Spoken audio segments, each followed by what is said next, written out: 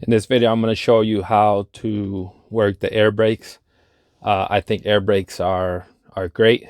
A lot of people are intimidated by air brakes. I think when it comes to trucks, you definitely want to have them. I've driven spongy, regular brakes, and they can be spongy and take a long time to stop. And you don't want that, especially when you have freight in the back.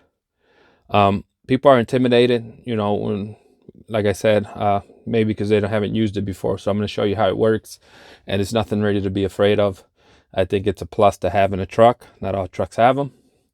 When you park, always pull it out. That's how you engage the parking brakes. And when you start driving, to release them, push them in. You'll hear the air coming out. And like I said, when you park, to engage them, always pull them out. So I'm going to turn this on. As you can see here, there's 2 gauges for the air brakes because you have 2 compressors. And what you're going to do, every time you hit the brake, it's going to go down a little. But as long as the truck is running, it's always going to regenerate air. And it's going to be slower than pumping it. So you have to be, you can't be hitting on the brakes, stop and go, okay? And also, if it's an air ride, the bags in the back that I showed in another video, the air ride, they use the same air compressors.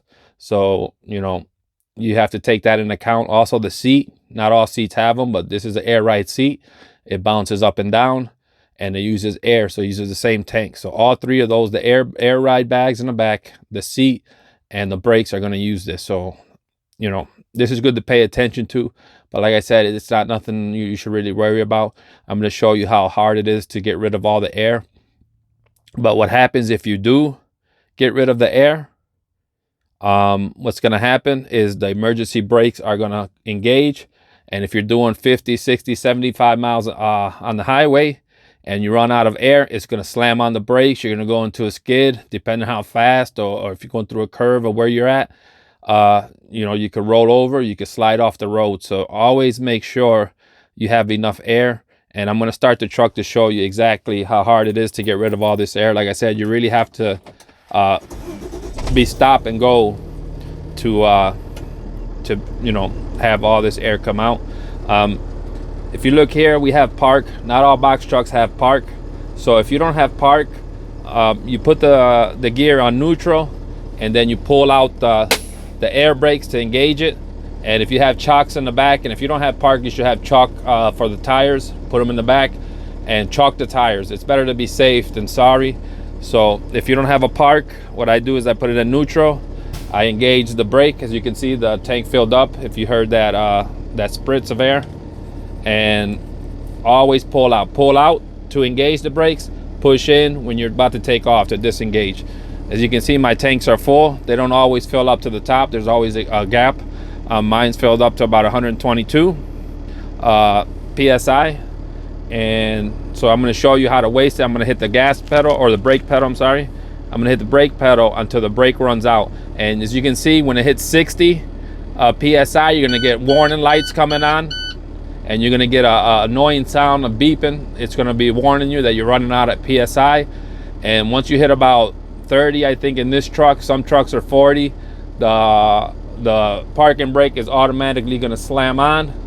And if, like I said, if you're driving, on the highway or anywhere, it's going to be a problem. So always keep an eye on your pressure, and don't abuse it, by just stopping and going or riding somebody's tail where you have to actually use the brake all the time.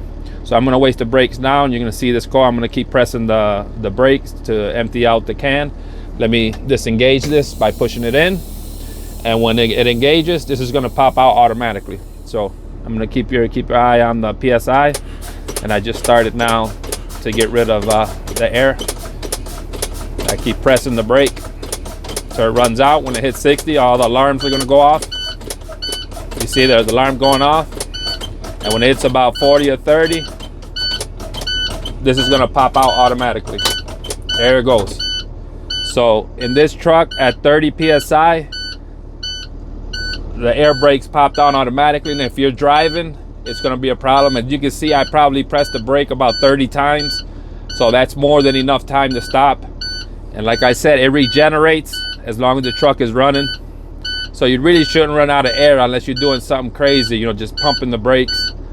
And if that happens, then the truck is automatically gonna hit the parking brakes no matter what you're doing, if you're driving or stopped. So take it easy on the brakes. Yeah, it took me about 30 pumps to actually get it to about 30 psi, and it's just going to keep generating. And under normal conditions and you're driving, you shouldn't have a problem. It probably will never go under 60 psi, and as you're using driving, it's going to regenerate. You're going to see it regenerating. And there goes the alarm. It went off at about 70 psi, 65, and it's just going to regenerate. And then when you hear that pop, that burst of air, that means it's full. You'll hear it all the time in the highway. You know, like I said, if you're driving under normal conditions, when you hit, as soon as you let go of the brake, it's going to regenerate. But if you're acting, you know, crazy and just pumping the brakes and run out, then that's exactly what's going to happen. So that's how air brakes work. As you can see, they're not, you know, it takes a lot for the air brakes to automatically apply. You have to go between 30 or 40 psi, and you get a warning once you hit 60. And it takes a lot to actually have them go. And make sure every time, if you have park, put it in park. If not, put it in neutral, and make sure this is pulled out to engage the brakes. And before you take off, push it in, and you're good to go. So as you can see, it's not that hard. I think it's one of the best things you can have. I hate the spongy brakes because, like I said, they're slow, they're spongy, you know, and when you're coming off a highway or somebody stops in front of you, it's hard to look. As you can see, it filled up by its own. It's hard to stop. These are the best brakes you can have on a truck. Now that I'm here, this is the pre-pass, this is the elite pass, this is for the tolls. And it also works with weigh station. There's lights there. If it says green light, it'll tell you to bypass the weigh station. If it's a red light, you know, you have to pull in. So it's worth having. Sorry about that. It's called pre-pass, elite pass, and that's going to be good for bypassing weigh stations. You know, if the light tells you, it'll be red or green, whether you can do it. And then the tolls, you know how the toll works. And this is the ELD. This is the Keep Trucking. It has a front-facing camera. It's good to have. So if your driver hits a deer or something, you know, you'll be able to actually verify that he's telling the truth. So that's all with the air brakes. I'll let this go now. And one more thing while I'm here, this is a plug that I use. You know, I don't leave the road without it. And make sure you always unplug. Always unplug everything before you leave the truck. Never leave nothing running. All right, you guys have a good one.